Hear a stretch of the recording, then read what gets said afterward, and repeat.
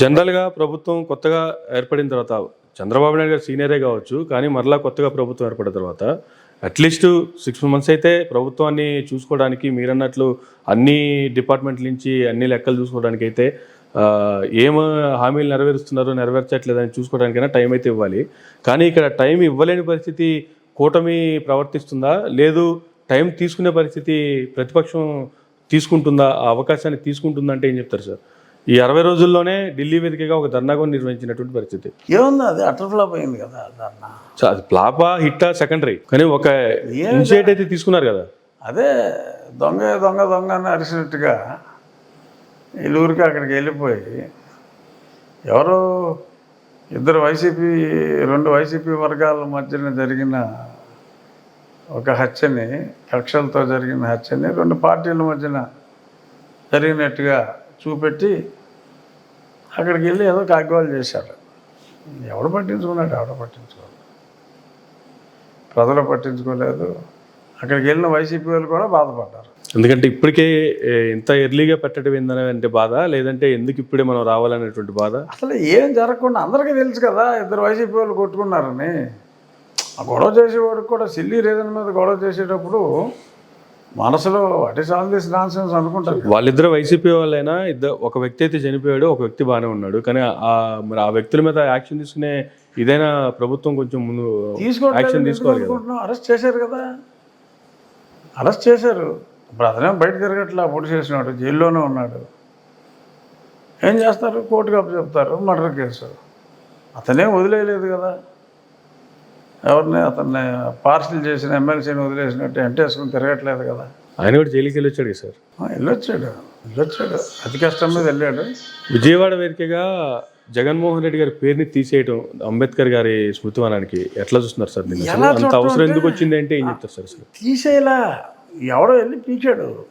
అదే పీకడం. ఏమండి, అంబేద్కర్ గారి విగ్రహం పెట్టారండి. అంబేద్కర్ పేరుతో సమానంగా ఆవిష్కర్త పేరు ఎవడన్నా వేసుకుంటాడా? బుద్ధున్నాడు ఎవడన్నా వేసుకుంటాడా? సరే, ఆయన చెప్తే వేసారా, లేకపోతే ఆయన మెప్పు కోసం? నాకు తెలిసి జగన్మోహన్ రెడ్డి గారు అంబేద్కర్తో సమానంగా నా పేరు కూడా ఉండాలిరా, అవసరమైతే కొంచెం పెద్ద అక్షరాలు ఉండాలిరా అని అతను చెప్తాడని నేను అనుకోను. బట్ వేసినోడికైనా బుద్ధి ఉండాలి. మరి అలా వేసినప్పుడు నిజమైన అంబేద్కర్ అభిమానులు అక్కడ చూస్తే అంబేద్కర్ కన్నా జగన్మోహన్ రెడ్డి ఇప్పుడు ఎలా ఉంటుందంటే, ఒక 30 సంవత్సరాలు 40 సంవత్సరాల తర్వాత ప్రజలకు మరుపు వచ్చిందనుకో, అది చదివితే జగన్మోహన్ రెడ్డి విగ్రహం అనుకుంటారు. అంతంత అక్షరాలు ఉండకూడదు. అంటే అంబేద్కర్ గారి విగ్రహానికి జగన్మోహన్ రెడ్డి గారి విగ్రహానికి తేడా తెలియదు అంటారు. కాదయ్యా, చెప్తున్నా. జనరల్గా చూస్తే ఇప్పుడు ఎవడో అమెరికా నుంచి వస్తాడు, చూసి వాయిస్ జగన్మోహన్ రెడ్డి బిగ్ స్టాచ్యూ అనుకోవచ్చు. అంబేద్కర్ ఎవరు అమెరికాడికి తెలిసి ఉండకపోవచ్చు కదా. లేకపోతే ఇక్కడే అమెరికాలో సెటిల్ అయినాడు ఉంటాడు, ఆడు కొడుకు వస్తాడు ఇక్కడికి 20 ఏళ్ళ తర్వాత, అతనికి అంబేద్కర్ ఎవరో తెలిసి ఉండకపోవచ్చు కదా. So YS Jaganmohan Reddy such tall statue అనుకోవచ్చాడు. ఒకవేళ అలా తప్పుగానే లేదు, కావాలనే మెప్పు కోసమే వేశారు అనుకుందాం.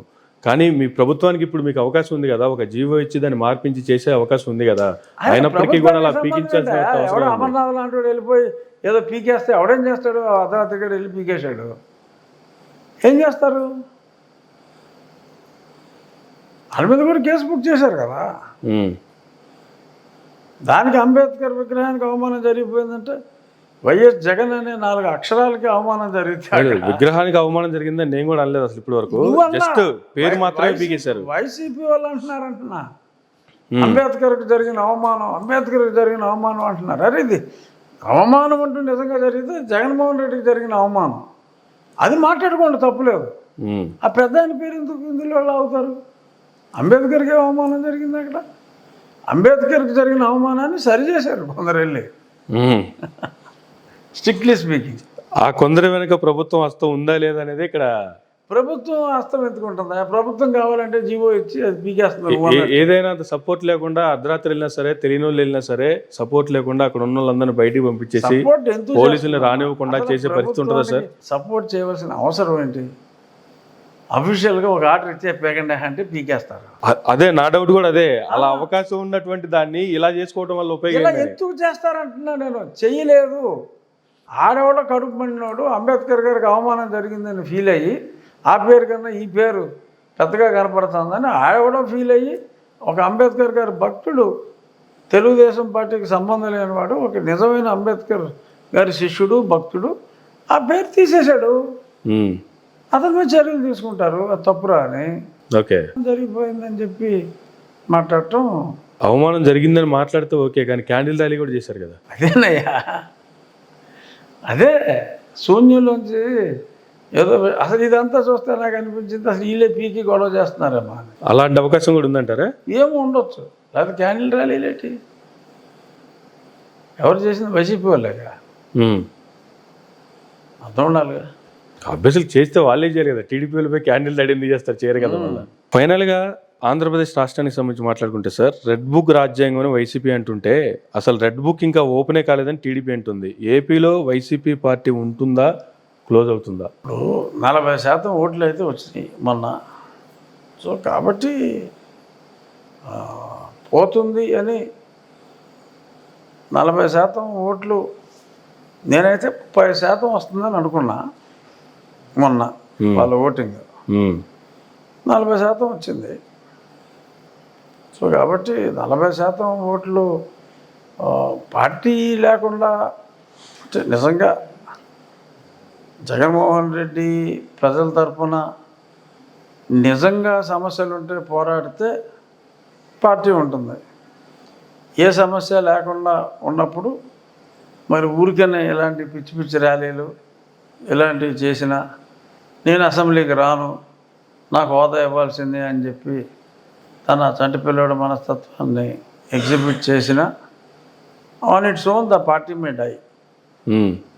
అది మొన్న ఎలక్షన్లో కూడా జగన్మోహన్ రెడ్డి గారు తను తాను ఓడించుకున్నాడు.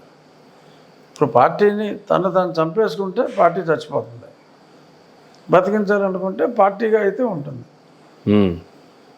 అది జగన్మోహన్ రెడ్డి గారు ఒక భస్మాసురులాగా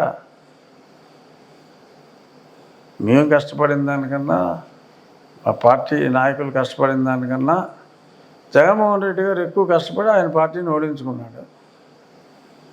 ఇప్పుడు మరి ఆయన ఇంక మరింత కష్టపడి పార్టీని లేకుండా చేసుకుంటాడేమో నేను చెప్పలేను. బట్ ఏమాత్రం పార్టీ నిలబడాలి అని ఆయన అనుకుంటే ఓడిపోవాలనుకున్నాడు, ఓడించుకున్నాడు. పార్టీ నిలబడాలి అని ఆయన అనుకుంటే నిలబడుతుంది. మరి పార్టీ కూడా ఉండడానికి వీల్లేదని ఆయన ఏమన్నా నిర్ణయం తీసుకుంటాడేమో నాకు తెలియదు.